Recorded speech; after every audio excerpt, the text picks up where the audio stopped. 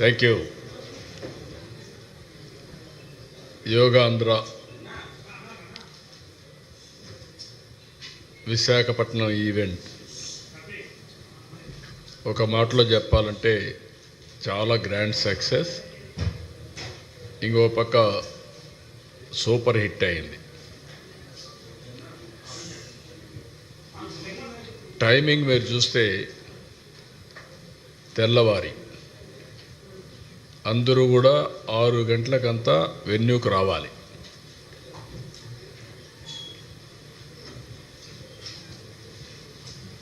పక్కన ఇంకో కుర్చీ ఒకటి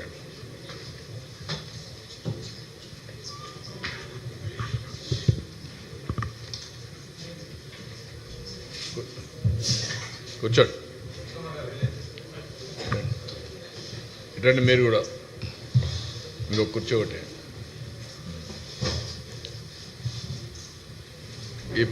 ఈ పక్క వస్తారా? అట్లా ఈ పక్క వేసుకుంటారా?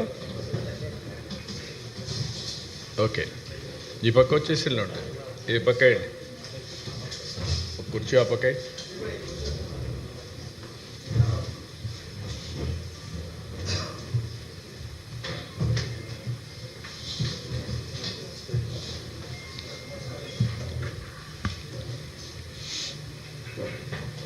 ఓకే, ఇంకందరికీ చెప్పండి.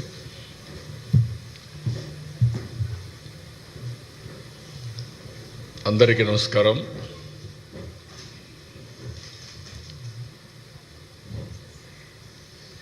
పదకొండవ అంతర్జాతీయ యోగా డే ఒక గ్రాండ్ సక్సెస్ అయింది. అదేవిధంగా ఒక హిస్టరీ క్రియేట్ చేశాం. ఒక మాటలో చెప్పాలంటే ఇది సూపర్ హిట్.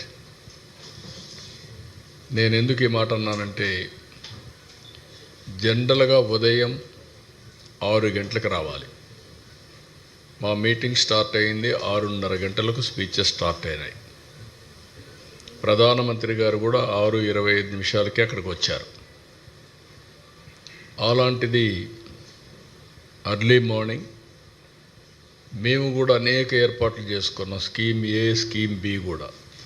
వర్షాకాలం, ఒకవేళ వర్షాలు వస్తే స్కీమ్ బి కింద 30,000 మందికి, ఇది ఇంటర్నేషనల్ ఈవెంట్ కాబట్టి ఏమాత్రం వాయిదా వేయడానికి వీలు లేదు.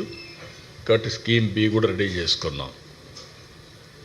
నేచర్ కరుణించింది, వరుణ దేవుడు కరుణించాడు. 20 రోజుల మునుపు అయితే 60% రెయిన్ఫాల్ ఉంటుందన్నారు. అప్పటి నుంచి భయపడ్డాం. రాను రాను 0 రెయిన్ఫాల్కి వచ్చాం. ఈరోజు మధ్యాహ్నం పైన 0.02 mm పడుతుందని అన్నారు 2 గంటల పైన. ఆ విధంగా అది ఒకటి సక్సెస్ అయ్యాం. 3,03,654 మంది అనుకున్న వెన్యూకి, అది కూడా క్యూఆర్ కోడింగ్తో వచ్చారు.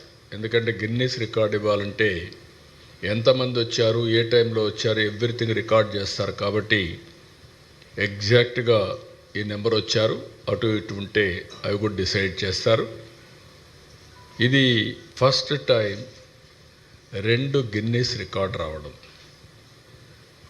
దగ్గర దగ్గర 22,000 మంది ట్రైబల్ స్టూడెంట్స్ 108 సూర్య నమస్కారాలు 108 నిమిషాల్లో ఒకేది ఇక్కడ చేసి సైమల్టేనియస్ చేసి ఒక చరిత్ర సృష్టించారు. It is a historical event. ఈరోజు మేము చెప్పింది 3 లక్షల ప్లస్ అంతమంది ఇక్కడికి వచ్చారు. ఇంకొక పక్కన మీరు చూస్తే రాష్ట్రంలో 2 కోట్ల మంది పార్టిసిపేట్ చేస్తారంటే రిజిస్ట్రేషన్స్ 2,45,00,000 మంది చేసుకున్నారు. 2,45,00,000. మేము సర్టిఫికెట్స్ అయితే 25 లక్షలు ఇస్తామనుకుంటే 1 డే పార్టిసిపేట్ చేసిన వాళ్ళు, 3 రోజులు పార్టిసిపేట్ చేసిన వాళ్ళు, సర్టిఫికెట్కి ఎలిజిబిలిటీ ఉండేవాళ్ళు 1,89,00,000, 80 లక్షలు తయారయ్యారు. 1,80,00,000కి వచ్చారు. ఇవన్నీ చూసిన తర్వాత నేను మనస్ఫూర్తిగా మరొక్కసారి ప్రధానమంత్రి నరేంద్ర మోడీ గారిని అభినందిస్తున్నా. ఇక్కడ మీరు గుర్తుపెట్టుకోవాల్సింది, ప్రజల్లో ఒక చైతన్యం లేకపోతే, దీనివల్ల లాభం ఉందని భావించకపోతే ప్రజలు రారు. అందులో తెల్లవారుజామున 2 గంటలకు లేచి ఇక్కడికి వచ్చి యోగా చేయాలి, సంఘీభావాన్ని తెలియచేయాలని ఎవరు ఊహించరు, రారు కూడా. మనం బలవంతంగా తీసుకొచ్చినా రారు. అలాంటిది 10 సంవత్సరాలు ప్రధానమంత్రి గారు చేసిన కృషి ఫలించింది. ఆయన ప్రపంచం మొత్తం దీన్ని ప్రమోట్ చేశాడు. 175 దేశాలు యాక్సెప్ట్ చేశాయి. వాళ్ళు కూడా ఆచరించే పరిస్థితికి వచ్చారు.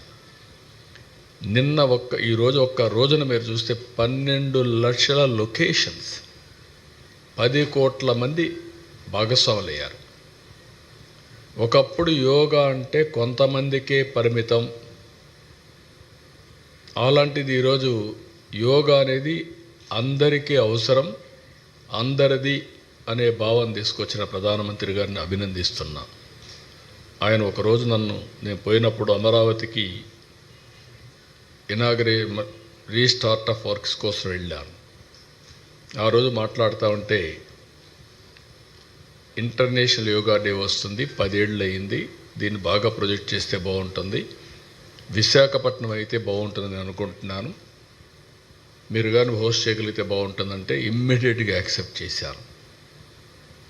నేను ఈ మాత్రం ఉద్యమ స్ఫూర్తి రావాలంటే 10 ఏళ్ళు పట్టేది, అది ఒక్క నెలలో చేయగలిగాం. ప్రధానమంత్రి గారు వస్తున్నారు, యోగా డే ఫిక్స్ అయింది, డెడ్ లైన్, ఎవరూ చేయని విధంగా 1 మంత్ షెడ్యూల్ ఇచ్చాం, మైన్యూట్ షెడ్యూల్ ఇచ్చాం. నేను మా క్యాబినెట్ మినిస్టర్స్ అంతా కూడా క్యాబినెట్ సబ్ కమిటీ వేసాం, వండర్ఫుల్ వర్క్ చేశారు, వాళ్ళని అభినందిస్తున్నా.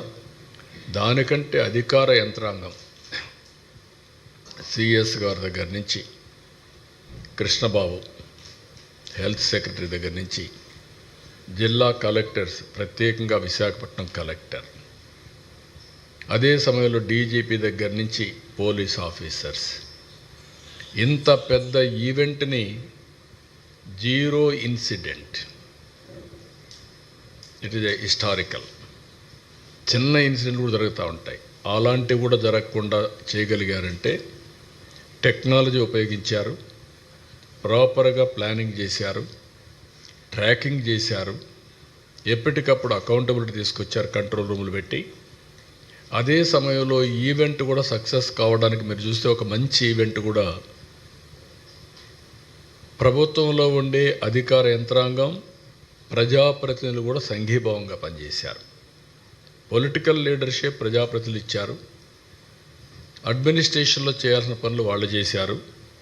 అందువల్లనే ఇది ఒక మ్యాసివ్ సక్సెస్ అయ్యే పరిస్థితి వచ్చింది. ఇంకొక పక్క నాకు విశాఖపట్నం అంటే ఎప్పుడు ప్రత్యేకమైన అభిమానం. నేను ఇప్పుడు కాదు, అన్నిసార్లు చెప్తూ ఉంటాను, ఇదే సెక్రటరియేట్తో, ఇది కలెక్టరేట్తో నాకు ప్రత్యేకమైన అనుబంధం ఉంది. ఉదూహు వస్తానే ఫస్ట్ నేను ఒక్కడనే ఇక్కడ రాగలిగాను.